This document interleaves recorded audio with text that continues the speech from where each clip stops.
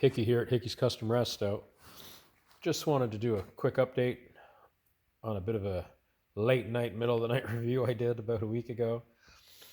I talked about this stuff. Now, if this is available to you, it is nice, it is smooth, and it flows out. You don't have to add anything to it or mess around. Really, really nice stuff. You mix it on your mixing board, and I mean, it just seems to get better and better and better. I did try this from the same company. I don't know if they were trying to do like a Rage Gold or whatever, but that stuff to me is half the price of Rage, which is a great product. But I mean, I kind of like this better, but it does dry a little slower. Now this stuff, it's a little bit different. So it's kind of like more of a traditional. So maybe like your Evercoat Light.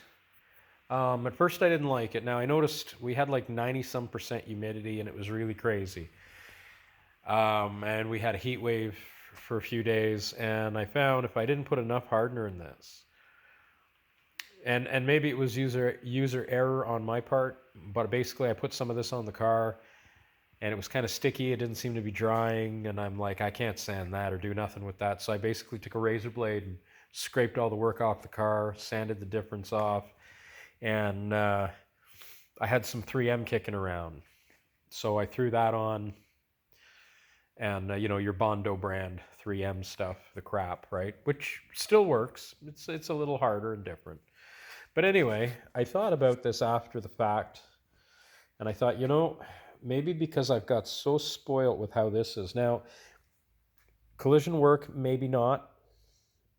But for the stuff I do, which is all older stuff, I use a lot of product in a very thin fashion, which means I don't want it to dry on the board as I'm using it. This does have a bit of a slow dry time, which is great. It gives you a lot of work time. So if you're flooding a whole quarter, like this quarter here, that thing's been completely flooded.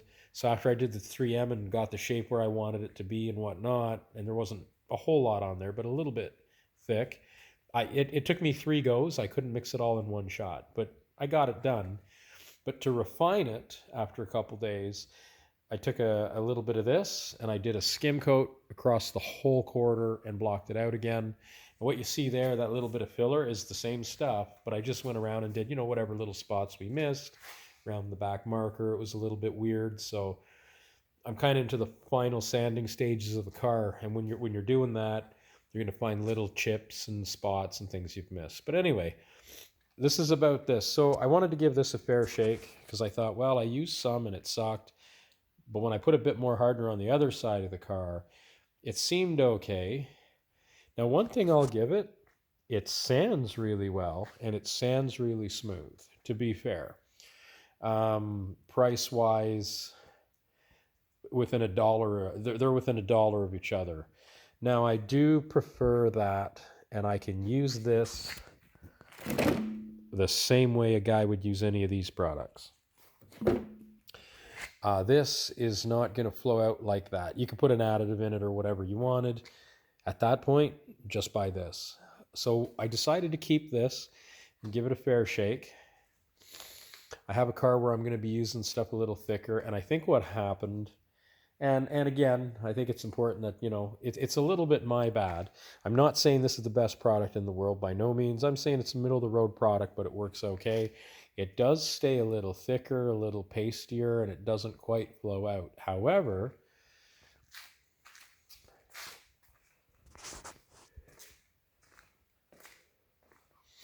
if you were going to fill a low spot like that in, now of course that all has to be prepped, I think that stuff would fill it in.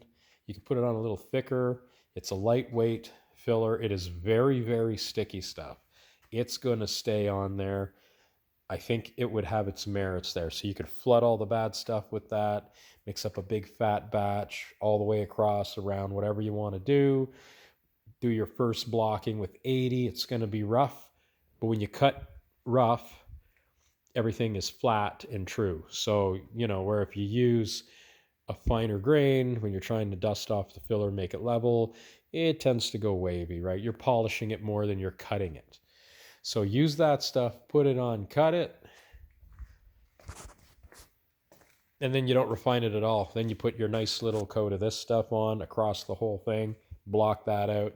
I think now that I realize where to use that versus that, at least in my line of work.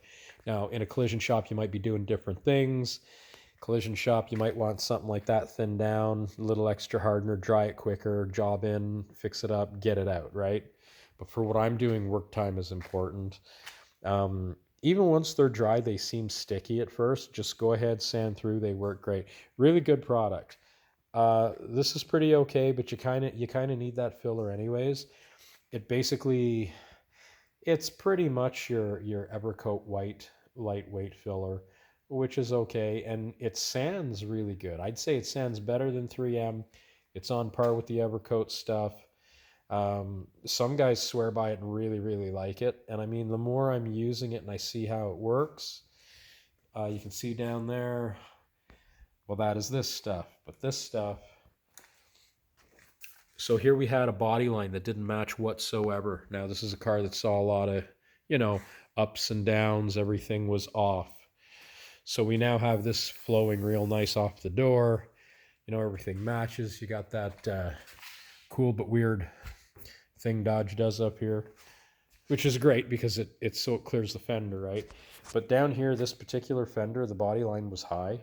I can't bring it down. There's nothing I can do with that. It's like you gotta set everything up.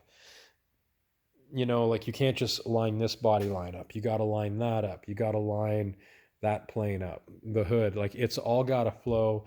And with these Mopars, you don't have a bunch of adjustment on the front. Like with the GM, you can kind of move things around and adjust stuff, right? On a Dodge, you can't really do that. So, and I mean, it wasn't by much, but it was enough you would have seen it. And the rest of the car is so nice and straight. So I basically took my, one of those little Rolox, carved it up a little sharp, put a nice fat coat of that. There's way more filler on there than I need, but 90% of that, you can see it all over the floor, right? That's where it all goes. And in another video, I'll show you how to get that body line to match the one in the door. Anyway, my favorite filler that I've ever used by far, Optimum Plus. What do they call that? Let's find the English side. Here's a close-up for anybody out there who's out of Quebec. Premium body filler. That's all it is. Carworx Optimum Plus. I really, really like that stuff. And then this stuff, it is what it is. It's pretty good. Middle of the road. Now, if you're buying the Z-Grip and a bunch of other things, some of this stuff is like $80, $90, $120 in Canada. 60 and change. 60 and change. So either or, whatever you like to use, at least the price is really good. Again, good for filling deep stuff, quick stuff, super fine work. I mostly use that on everything, but now that I realize how to use this, I can use both, which is going to be great. Anyway, decent product, amazing product. Hope this was helpful, and I didn't lead you astray getting mad about that the other night on the other video. All right, thanks for watching. Cheers.